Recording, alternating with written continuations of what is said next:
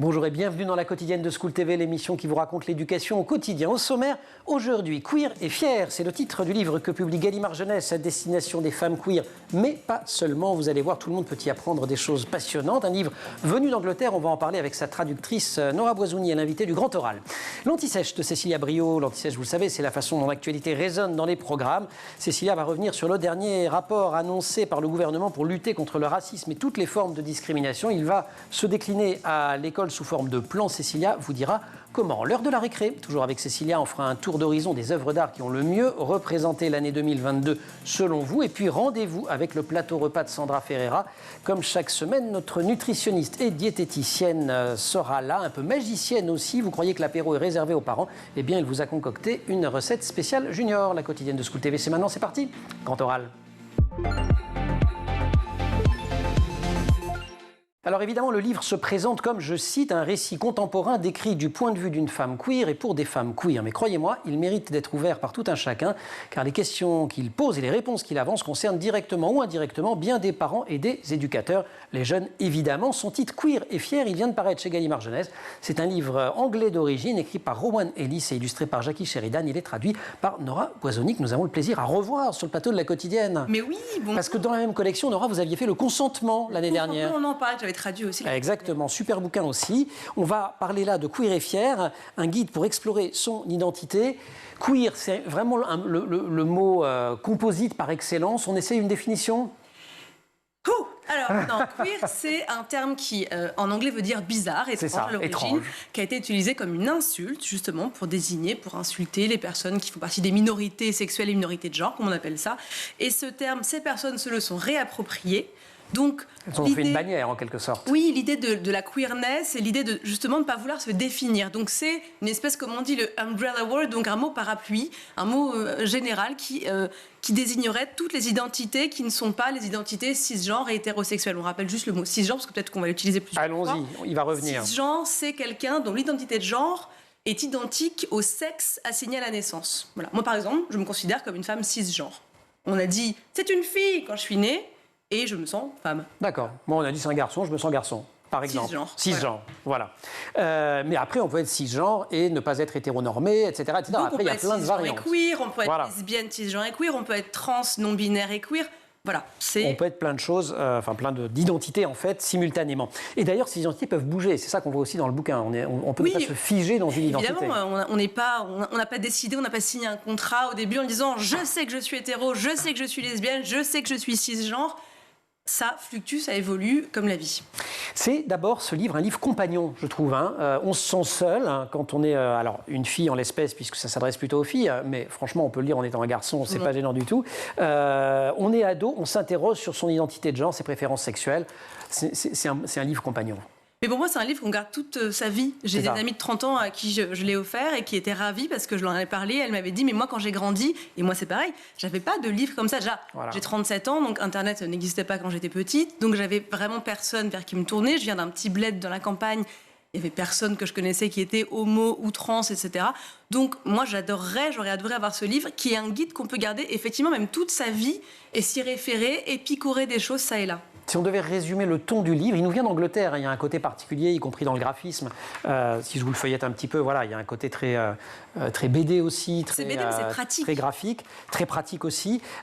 C'est à la fois un livre cru, il désigne, pudique, parce qu'il ne met pas mal à l'aise, et didactique. Ça résume pas mal le truc, et drôle. Oui, et drôle, j'allais dire, et drôle, parce que ce ton, effectivement, écrivier, qui est anglo-saxon, comme dans le consentement, on en parle, de gens qui sont déjà concernés par ces questions-là, donc qui en parlent de façon, effectivement, pas taboue, de façon ludique, pédago, donc c'est pour ça que vous disiez, les parents peuvent l'acheter, les adultes peuvent l'acheter aussi, et on ne se sentira pas comme si on avait un livre vraiment pour les petits entre les mains, et c'est très pratique. Il y a un exemple pour montrer à quel point, moi, j'ai trouvé ça très pratique. L'autrice donne des conseils si vous êtes une personne qui n'est pas hétérosexuelle, mettons une femme lesbienne, et que vous avez une petite amie ou un petit ami qui ne correspond pas non plus à une identité de genre ou sexuelle qui correspondrait aux valeurs de vos parents, par exemple, si vos parents sont homophobes, peut-être, ou très traditionnels. Et donc, elle dit, voilà comment faire un rendez-vous si vous ne pouvez pas avoir votre copine ou votre copain chez vous. Et donc, elle dit, par exemple, mettez-vous devant l'ordinateur et vous faites une soirée devant un film ou une série au téléphone en direct. Et vous envoyez des petits cadeaux par la poste, des petites friandises. Donc il y a vraiment des choses très concrètes. Hyper concrètes sur les lieux de rencontre aussi. Alors puisque vous en parliez, une des questions premières qui apparaît dans le bouquin, c'est la question du coming out, c'est-à-dire de la révélation. On pourrait dire que ça résume pas mal de choses, parce que ne pas être hétéro, avant tout, c'est quelque chose qui ne va pas de soi finalement. Non, alors le coming out, ce serait dire qu'il y a une spécificité, donc que les personnes qui ne sont pas hétérosexuelles, déjà doivent quelque chose aux autres, donc doivent annoncer la couleur, en gros, quoi. Et en plus, ce qui est intéressant, c'est qu'elle dit dans le livre, il faut le dire toute sa vie, parce qu'il y aura le coming out peut-être auprès de ses proches, auprès de ses amis, au travail, si on change de boulot, à l'école. Donc c'est un peu ce truc-là, cette espèce de charge. C'est envahissant. C'est envahissant parce qu'on a l'impression qu'on doit le dire aux autres. Alors il y en a qui disent, mais je ne dois rien à personne, je n'ai pas à le dire. D'autres qui disent, moi, pour ne pas vivre et subir de violences sur le monde du travail ou à l'école, je vais le dire, pour qu'on ne me mégenre pas, pour arrêter les blagues de merde qui ne sont pas des blagues, qui sont une violence, vraiment. Donc, sur le coming, c'est intéressant puisqu'on en fait une spécificité, puisque l'hétérosexualité et l'hétéronormativité sont donc les normes dans toutes les sociétés du monde. C'est ce que ça veut dire, surtout l'hétéronormativité. Oui, et la binarité de genre. Donc, se sentir homme ou femme on ne devrait de manière pas étanche. avoir à faire de coming out dans une société idéale, disons. En tout cas, ce qui est frappant, c'est que ça s'insinue dans tous les pans des relations, vous l'avez dit, avec la famille, les collègues, les amis. Dans le couple aussi, ça va poser la question de savoir si on s'affiche ou pas. C'est-à-dire ? Dans un couple hétérosexuel, on se pose assez peu la question de savoir si on va se tenir la main dans la rue. Et là, il y a plusieurs pages qui sont consacrées à la question de... de comment on fait, est-ce qu'on s'affiche, est-ce qu'on se montre, parce qu'il y a la possibilité de subir des violences, des discriminations, des insultes. Donc c'est vraiment, on se cache ou on se cache pas. Est-ce que pour vivre heureux, vivons cachés ? C'est ça. On devrait pas. Ce qui veut dire quand on est ado, que ça notamment, mais après aussi, mais bref, que ça complique quand même drôlement l'existence. Parce qu'avant de faire une déclaration d'amour, qu'on soit pour le coup gay, lesbienne, hétéro, machin, c'est toujours compliqué. Et là, en plus, il y aura la question de savoir si on le publicise ou pas. Déjà, il faut savoir ce qu'on ressent. Et ce livre est très très bien là-dessus parce qu'elle commence par ça. Qu'est-ce que vous ressentez ? Est-ce que vous vous êtes posé des questions ? Est-ce que ça va de soi que vous êtes hétéro ? Ou est-ce que vous vous dites juste, non, je ne peux pas être lesbienne parce que c'est pas possible. Je vais faire comme tout le monde. C'est ça. Le genre devient fluide. Il ne s'agit pas simplement d'une mode, ou d'un épiphénomène urbain. Des éléments nouveaux sont apparus récemment qui font que le cadre normatif s'est globalement élargi vis-à-vis des questions de genre. C'est le philosophe des sciences naturelles Thierry Hauquet qui parle ainsi dans un article du Monde paru en 2019. On retrouve tout ça dans Queer et Fier et on va reprendre l'échange après l'anti-sèche. Cécilia Brio. On va continuer à parler de discrimination. Finalement, Cécilia, bonjour. Bonjour Emmanuel. Discrimination d'un autre genre, les discriminations racistes ou antisémites. Chaque année, 1,2 million de personnes subissent une discrimination ou une atteinte de caractère raciste ou antisémite en France. Fléau qui est aussi visible dans les écoles, comme on atteste récemment, et on en parlera peut-être avec Nora, le suicide de Lucas, 13 ans, victime d'homophobie. Oui, alors pour enrayer ces discriminations, la Première ministre Elisabeth Borne a annoncé le 30 janvier dernier un plan national de lutte contre le racisme, l'antisémitisme et les discriminations liées à l'origine. Alors ce plan, il est élaboré par la DILCRA, donc la délégation interministérielle à la lutte contre le racisme, l'antisémitisme et la haine anti-LGBT. C'est un plan qui est élaboré en concertation à la fois avec la société civile, les associations et tout ce qui est lieu de mémoire. Et alors son but, c'est de mieux former, mieux éduquer et mieux accompagner les victimes au quotidien. Ce qui n'est pas évident. Alors pendant 4 ans, si on suit ce plan, c'est-à-dire jusqu'en 2026, il y a un certain nombre de mesures, 80 je crois, qui vont être mises en place dans tous les secteurs de la société et notamment à l'école. Oui, tout à fait. Alors du côté des élèves, ce qui va changer, c'est l'organisation d'une visite historique ou mémorielle pour chacun d'entre eux au cours de leur scolarité. Donc ça comprend par exemple la visite d'un lieu de mémoire lié à l'esclavage, à la Shoah, un lieu qui relate l'histoire par exemple des gens du voyage. L'objectif aussi de la DILCRA, c'est également de quantifier ces phénomènes, de les expliquer pour mieux dresser un portrait. Donc il va y avoir des enquêtes de climat social scolaire qui vont être menées auprès des élèves du secondaire. L'objectif en fait, c'est de mettre en lumière leurs ressentis et de croiser ces données avec leur parcours scolaire. Et à la fin, donc, on aura tout un certain nombre de données qu'on pourra analyser. Et enfin, pour ceux qui souhaitent effectuer le service national universel, donc le SNU et le service civique, il y aura aussi des modules dispensatoires spécifiques liés à la question du racisme ou de toutes les discriminations. Et du côté des enseignants, il y aura une petite formation en plus ? Oui, alors ça débutera dès l'oral de concours de recrutement des professeurs. Il va y avoir un certain nombre de panels de questions auxquels les futurs enseignants devront répondre. Et donc ces questions, elles seront liées à des cas pratiques liés au racisme ou à l'antisémitisme. Et alors tous les 5 ans, il y aura une journée de formation obligatoire pour tous les enseignants pour mieux lutter contre les stéréotypes et les préjugés à l'école, au collège et au lycée. Voilà, et comme il y a du boulot, on signale aussi que du 20 au 26 mars prochain, la semaine d'éducation contre le racisme et l'antisémitisme sera une autre occasion de sensibiliser les élèves à toutes ces questions. On se retrouve pour la récré. Grand oral. Nora Boisouni, avec vous, on parle de Queer et Fier, un guide pour explorer son identité. Le suicide de Lucas, 13 ans, victime d'homophobie, c'est aussi l'occasion de rappeler. Alors j'ai des chiffres. Alors allons-y. Voilà, comme pour les chiffres sur l'inceste. Sans attendre les nouveaux chiffres dont parlait Cécilia, il y en a déjà des terribles. Ouais. Ça. Donc il y a un rapport en 2018 en France qui fait état d'un jeune LGBT sur 2 qui a été harcelé à l'école en raison de son identité de genre ou sexuelle. Un élève sur 10 agressé physiquement à cause de ça. Et d'après SOS Homophobie, 40% des témoignages reçus font état de harcèlement scolaire. Donc il y a un chantier... C'est juste un problème massif. C'est systémique, c'est massif, c'est partout, c'est tout le monde, ça fait très longtemps. Le harcèlement scolaire, déjà, est un chantier... En soi. Où le gouvernement n'a pas voulu trop mettre les mains, on le sait bien, peut-être qu'il y aura des numéros verts, on ne sait pas, c'est un petit peu leur spécialité. En tout cas, il y a une urgence à s'emparer de ces questions. Le suicide de Lucas, on l'a bien vu, et c'est pas pareil, c'est pas un phénomène parmi tant d'autres. C'est une tragédie, c'est immonde. Ça ne devrait pas exister. Alors, on parlait de la formation des enseignants. Il y a des rectorats, des établissements qui mettent en place des formations justement pour toutes ces questions de 20%, si mes souvenirs sont bons environ, le font. Alors qu'on est très loin du compte. 20% des collèges, voilà. Des collèges, lycées ont accès. Alors ça, c'est autre chose. C'est sur les cours d'éducation sexuelle. Ouais. Sur les formations obligatoires. C'est bien parce que là, c'est la base du volontariat en ce moment. Non, et il n'y a pas beaucoup de volontaires. C'est ça. Donc, on ne peut pas laisser aux parents. Et donc, pour pas qu'il y ait de confusion, le résultat est que il y a seulement 20% des établissements qui font les heures obligatoires depuis plus de 20 ans. Depuis 2001, on doit avoir des cours d'éducation sexuelle, 3 séances par an minimum entre 6e et terminale de cours d'éducation sexuelle. Et j'ai envie de dire pas que sexuelle, intime, amoureuse, relationnelle, obligatoire.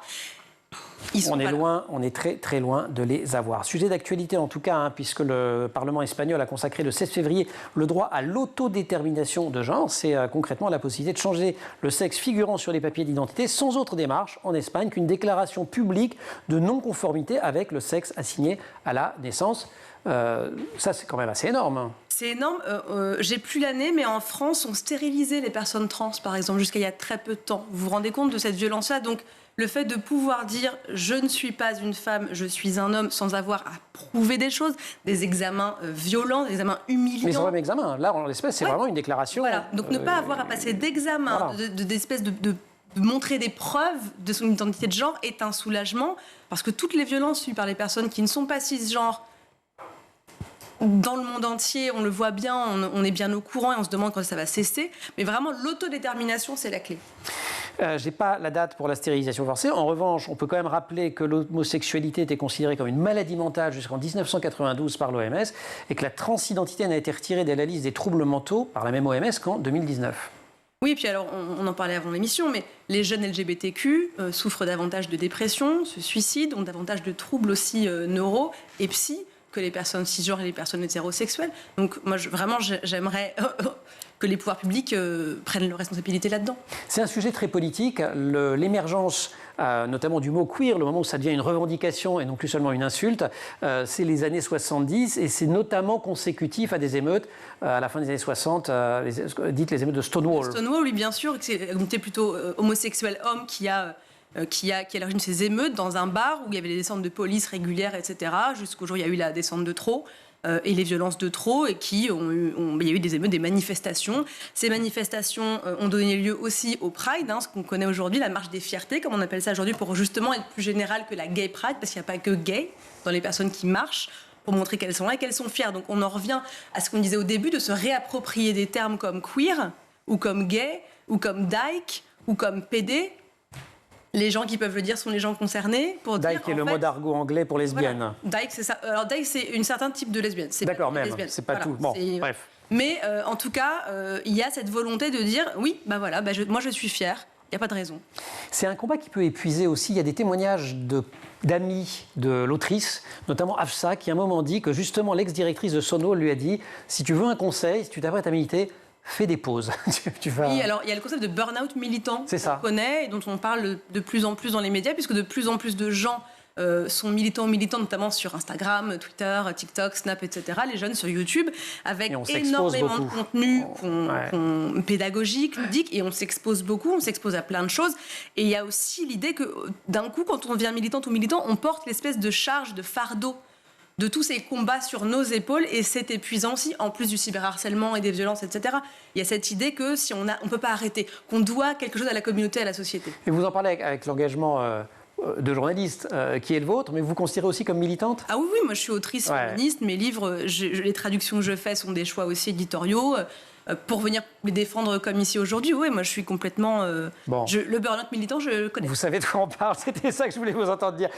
On se retrouve, on va prendre une petite récré alors, pour pas faire de burn-out, d'accord ? Non, sans avoir rappelé que selon une étude YouGov réalisée pour l'Obs début 2019, 14% des 18-44 ans se considèrent comme non-binaires. Donc voilà, on parle une fois de plus, le bouquin, il peut vraiment intéresser beaucoup de monde, et pas seulement les jeunes femmes queer. La récré, Cécilia. Cécilia, pour la récré, vous allez nous parler d'une initiative de Conbini, le média Conbini, qui s'est amusé à sonder les internautes. Il leur a demandé quelle œuvre d'art résumait le mieux l'année 2022. Exactement, Emmanuel. On est un peu contrit parce que c'est quand même pas une année super joyeuse. Exactement, et bien justement, il y a vraiment eu de tout pour cette année 2022. Alors, il y a d'abord eu ceux qui se sont sentis très, très angoissés. Il faut dire que l'année 2022, entre la guerre en Ukraine, la réforme des retraites, la crise climatique, il y a vraiment eu de quoi stresser. Donc, beaucoup d'internautes ont choisi un tableau, donc le Cri de Munch, que normalement on voit absolument. Sinon, je peux le mimer. Exactement. Vous pouvez le remimer parce qu'on ne vous a pas vu. Ouais, voilà. Donc c'est un tableau très célèbre, une œuvre qui date de 1893, évidemment qui transpire l'inquiétude et l'angoisse. Il faut dire que son auteur est un artiste torturé. Bon, il a vécu des choses vraiment pas évidentes dans sa jeunesse. Il a perdu sa mère à l'âge de 5 ans, sa sœur à l'âge de 13 ans. Ensuite, il a fait une dépression et donc forcément, tout ça transparaît dans son travail. Alors, il y a eu également ceux qui ont été touchés par la crise énergétique. Donc, pour illustrer cette crise, un internaute a choisi la Vénus de Milo d'Alexandros Dotioche. Voilà. J'ai 2 bras en trop. J'ai failli vous dire, il ne faut pas se lancer dans le mime aujourd'hui. Et donc, pour justifier son choix, cet internaute a dû préciser qu'il a dû vendre ses 2 bras pour payer ses factures. Donc voilà, j'ai trouvé ça assez drôle. Toujours dans le même registre assez sombre, bien sûr, la guerre en Ukraine. Donc certains ont choisi l'œuvre de Guernica, Picasso, bien sûr. Pour faire référence à la guerre en Ukraine qui a débuté il y a tout juste 1 an. Donc elle a été peinte en 1937 par l'artiste espagnol. Elle représente donc Guernica, qui est une ville qui a été bombardée lors de la guerre civile espagnole et qui a quand même fait plus de 1600 morts. D'accord. Cécilia, est-ce qu'il n'y a que des mauvaises nouvelles dans les choix des internautes ou quelques-uns se sont dit, allez, il s'est quand même passé des chouettes trucs en 2022 ? Non, quand même, je vous ai gardé le meilleur pour la fin, surtout une petite note positive. Parce que oui, il faut dire, il y a quand même des gens qui ont décidé de tout plaquer et de changer de métier. Donc cette internaute, elle a choisi les nymphéas de Claude Monet, car elle est devenue jardinière. Oh, c'est mignon. Alors, pour la petite histoire... Il y en a plein de nymphéas, non ? Exactement, pour la petite histoire, on a choisi celui-ci car on le trouve très beau. Mais les nymphéas, en fait, c'est une série de 250 peintures à l'huile qui représentent le bassin en nénuphar qu'on connaît de Claude Monet ou encore la maison à Giverny en Normandie. On peut en voir plein d'ailleurs à Giverny. Puis sur le plan affectif, 2022 aura aussi fait quelques heureux. Exactement, et donc on peut féliciter les heureux parents qui ont annoncé la bonne nouvelle avec ce tableau. Un tableau du maître autrichien Gustav Klimt qui représente une femme serrant son enfant contre elle. C'est pas le baiser. Non, c'est la femme serrant son enfant contre elle. Exactement. Donc, il peut encore y avoir les baisers après ça aussi. Voilà. Exactement. Donc après tous ces chefs-d'œuvre, je pense que toute l'équipe de La Quotidienne attend le vôtre. Vous m'avez demandé ça. Alors moi j'ai triché un petit peu, mais pas totalement. Alors, parce qu'évidemment j'avais pensé à la guerre, côté intime j'avais pensé famille, enfants, amour, etc. Tout ça a été déjà pris. Donc moi j'ai choisi une œuvre qui renvoie à une actualité professionnelle, qui est le lancement de School TV, qui était un événement important en 2022. Et je vous recommande à ce titre le livre du photographe Olivier Kuhlmann qui s'appelle Watching TV. Il a pris des photos de téléspectateurs dans le monde entier. Vous en avez en Inde, aux États-Unis, au Nigeria, au Mexique, en Lituanie, en Chine.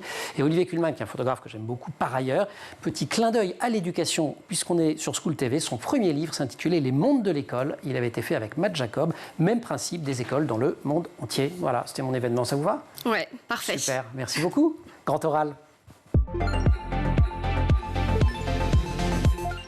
La transidentité devient-elle un sujet mainstream? Peut-être, si l'on en croit l'accueil globalement aimable que la presse vient de réserver au film Un homme heureux avec Catherine Fro et Fabrice Lucchini. Je ne sais pas si vous l'avez déjà vu. Et vous n'avez pas l'intention de? Pas du tout. Non, merci. Il en est aussi question dans Queer et Fier de Rowan Ellis, traduit par Nora Boisouni. Alors, vous l'avez lu, écrit et traduit et aimé. Nora, qui est l'invitée du Grand Oral, un livre qui donne plein de conseils.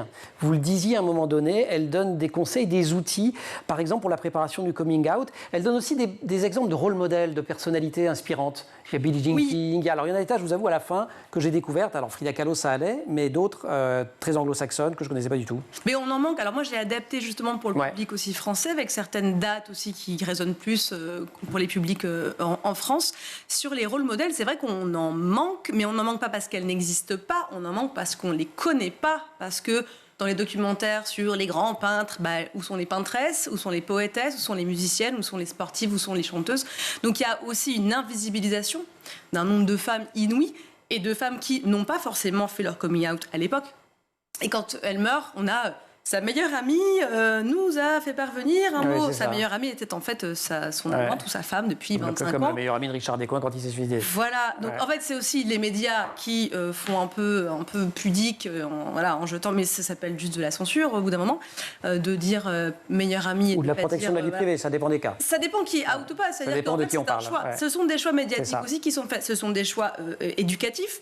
Dans les programmes de littérature, les programmes d'histoire géo, ce sont des choix en fait qu'on fait de médiatiser ou non certaines personnalités et ne pas outer des gens, comme on dit. Pour eux, évidemment, c'est une violence de le faire, mais quand les gens sont déjà out, on peut en faire des modèles aussi. Livre, vous l'avez dit, qui vient d'Angleterre, que vous avez adapté. On sent quand même une culture très anglo-saxonne, un lien à la notion de communauté, qui est très très fort, notamment aux États-Unis, sans doute un peu plus en Angleterre également. Quand on va à Londres, on le voit, vraiment, les quartiers sont extrêmement typés. En France, ça peut marcher, on est moins dans une tradition comme ça. On l'est avec les réseaux sociaux. On l'est avec ces réseaux-là qui font communauté. Et ce livre, moi, ce qui m'a intéressé, c'est qu'elle donne des outils pratiques pour faire communauté IRL, comme on dit, in real life. In real life, dans la vraie vie. Même dans une petite ville, elle dit, voilà, dans une petite ville où il n'y a pas d'association LGBT, il n'y a pas un café queer, il n'y a pas une librairie queer-friendly, eh bien, faites des choses, vous, à 12 ans, allez sur tel réseau social, allez faire des meet-up, donc des rassemblements de gens qui, selon leur affinité, par exemple, qui aiment la poterie, ou bien qui sont LGBTQ.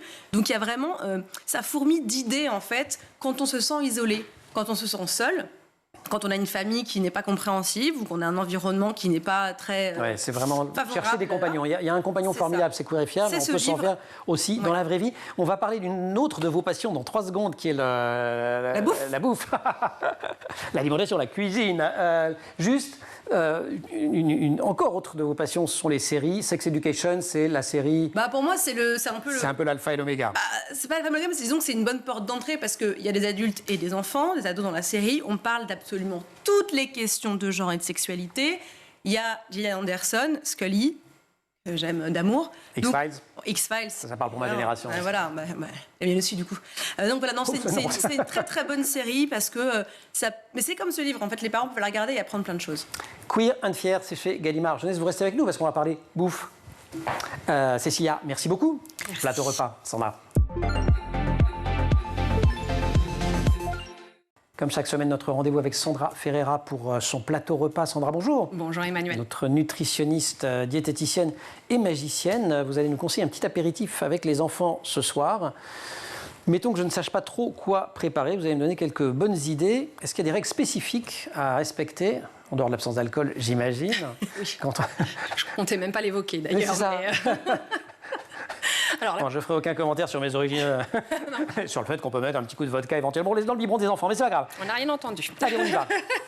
On va déjà, oui, il y a quelques règles, 4 règles en tout cas, je vous ai préparé pour vous aujourd'hui. La première règle pour un apéritif avec ses enfants, c'est que ça soit facile à attraper avec les mains. Les doigts. Voilà, les doigts, forcément. les mains. Alors, si possible, pour que ça reste pratique, je donnerai des exemples concrets après, on évite que ça colle aux doigts. Hein. On va éviter des petites verrines de soupe, voilà, c'est pas forcément idéal, etc.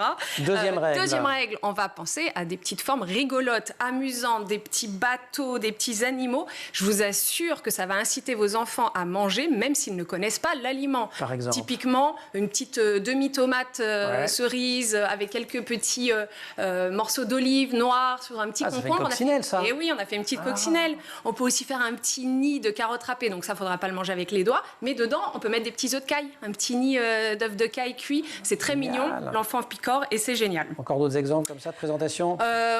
Le coup du champignon. On peut faire une demi-tomate sur une demi-boule de mozzarella. Alors, je vous l'accorde, on n'est pas de saison là pour la tomate, mais ce sont des idées pour après. C'est des idées pour le printemps. Voilà, exactement. Bref, on laisse parler sa créativité. Ça nous fait 2 règles, il y en a 4, la troisième? La troisième, pensez au goût. Les enfants, on a toujours peur, on leur met des trucs assez fades. Voilà. Pensez roquefort, pensez radis piquant. Pourquoi ne pas essayer de donner des choses avec du goût? Parce que nous, on pense que c'est trop fort pour eux, mais eux, s'ils n'ont pas goûté, ils savent pas. Ils n'en savent rien. Et une 4e règle qui ne vaut pas seulement pour l'apéro, c'est une de vos grandes règles, ça. Ouais, c'est une de mes grandes règles, je vous l'avoue, c'est d'impliquer vos enfants dans la cuisine, dans la préparation de cet apéritif. Plus ils vont être impliqués, plus ils vont avoir envie de goûter ce qu'ils ont fait. Exemple, autre chose à préparer ensemble, les mini-pizzas par exemple? Alors oui, concrètement, on va penser aux mini-pizzas. Alors, ou vous achetez une pâte à pizza, ou vous la faites vous-même parce que c'est super rigolo avec les enfants de pétrir la pâte. C'est pas si compliqué en vrai. C'est pas compliqué du tout. Voilà. Vraiment, c'est vraiment pas compliqué. Puis les enfants adorent mettre les mains dans la pâte, ça, ils adorent vraiment. Et puis après, vous garnissez avec un peu de sauce tomate en conserve, puisque nous ne sommes pas de saison, avec des légumes colorés, du jambon, plein de petites choses. Très pratique. Je vous propose aussi, dans le même ordre d'idées, les petits cakes salés. Un bon petit cake. Alors, l'avantage du cake, c'est qu'on peut mettre des légumes. Et donc, par exemple... on passe le légume en douce. En douce ou pas en douce, parce qu'il y a des enfants qui aiment, mais voilà, plutôt pour l'enfant que vous êtes. Le grand enfant que je suis toujours. Courgette chèvre, un petit cake courgette chèvre. Je ne l'ai pas là en plateau, mais je suis sûre que vous auriez adoré. C'est un vrai délice, ça peut se manger avec les mains. Dans le même état d'esprit, on peut faire aussi des petits clafoutis salés dans des petits moules à muffins. C'est pratique. On a l'impression que c'est long, mais je vous assure qu'une fois qu'on a fait son gros saladier avec la pâte, tac, tac, tac, on remplit tout, on met au four et c'est parfait. Vous êtes sûr que ça va bien? Pourquoi? Je sais pas, on n'a toujours pas parlé de crudité. Normalement, au bout d'1 minute 30... Eh bien, comme nous sommes à 1 minute 30, on va parler de crudité. Voilà. Et oui, des crudités. Parce que c'est facile, ça répond à votre définition. Des petites crudités comme ça à picorer, c'est la base, on va dire, petites carottes, petits radis. On peut aussi... Je reviens avec mes tomates cerises. Couper les tomates cerises, les évider et mettre dedans un peu de purée d'avocat. C'est assez mignon, c'est sympa, bon pour la santé. Hein. Quelques champignons de Paris qu'on émince, on met un petit filet de jus de citron. Et les enfants vont picorer ça beaucoup plus facilement que d'autres choses. D'accord. On leur donne des trucs un peu épicés, un peu forts. Le sucré salé aussi, c'est des goûts qui peuvent... Mais oui. Voilà. Oui, et puis ça peut être très pratique. Vous faites juste des brochettes de fruits et fromage. Ça passe très très bien ce sucré salé-là. Tout simplement, pomme et mentale, un petit bout de poire avec de la mozzarella, des petits raisins avec du gouda. Ça passe parfaitement. Tout ça est super sympa. Néanmoins, moi j'ai des émissions à faire, à animer. J'ai pas du tout le temps de préparer l'apéro ce soir. Je suis foutu.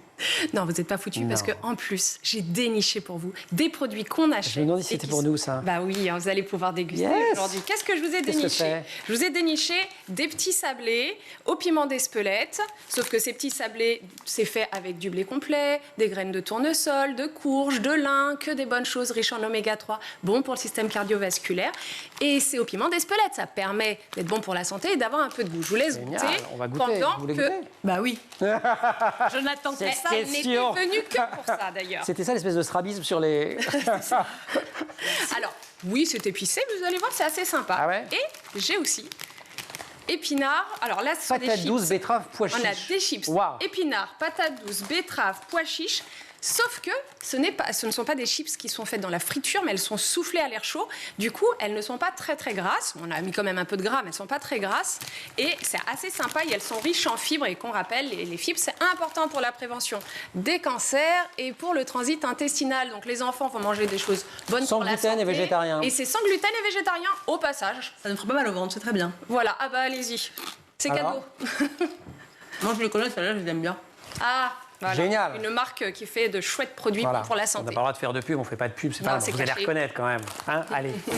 Sandra, merci beaucoup. Nora, merci beaucoup. Merci. Queer and Fier, un guide pour l'exploitation et hockey. Là, vous travaillez sur un nouveau bouquin sur la bouffe. Sur la bouffe, oui. Vous viendrez nous en parler alors. Bah oui, chez Nourriture Fu, il sortira en fin d'année normalement. Super, on adore vous accueillir en tout cas. Merci d'avoir présenté ce livre. On rappelle aussi le consentement. C'était quoi le titre? Le consentement, c'est long. On en parle. Le consentement, on en parle. Également chez Gallimard Jeunesse dans la même série. Sandra, merci beaucoup. Merci aussi à toute l'équipe. Ne croyez pas à l'équipe que je vais vous en laisser. Et puis en plus, il y a Nora et Sandra ici, donc on va tout manger. Au maquillage, Colline Hamel. Préparation de l'émission, Marine Plantec, assistée par Dylan Coller. Saïd Mamou pour le son, Xavier Sanchez pour la réalisation. Vous restez sur School TV et vous nous trouvez nous en permanence sur Internet et sur les réseaux sociaux.